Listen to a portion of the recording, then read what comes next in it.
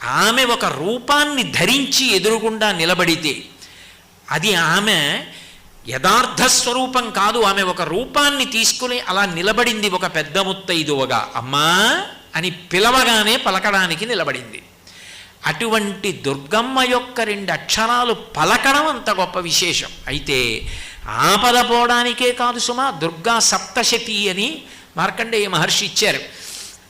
అద్భుతమైనటువంటి శ్లోకములతో కూడుకున్నది. కానీ ఉపదేశం అవసరం. శ్లోకములే అయినా అవన్నీ మంత్రములే అని. అందుకే ఆ శ్లోకములకే స్వాహాకారంతో చేస్తే చండీ హోమం అయిపోతుంది. పారాయణ చేస్తే తీర్థం తీసుకుంటారు.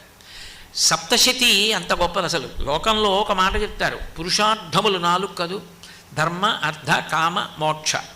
ఈ 4టిని చెప్పడానికి 700 శ్లోకాలతోనే ఇచ్చారు అంటారు. ధర్మం చెప్పవలసి వచ్చిందనుకోండి 700 శ్లోకాలతో మనుధర్మశాస్త్రం.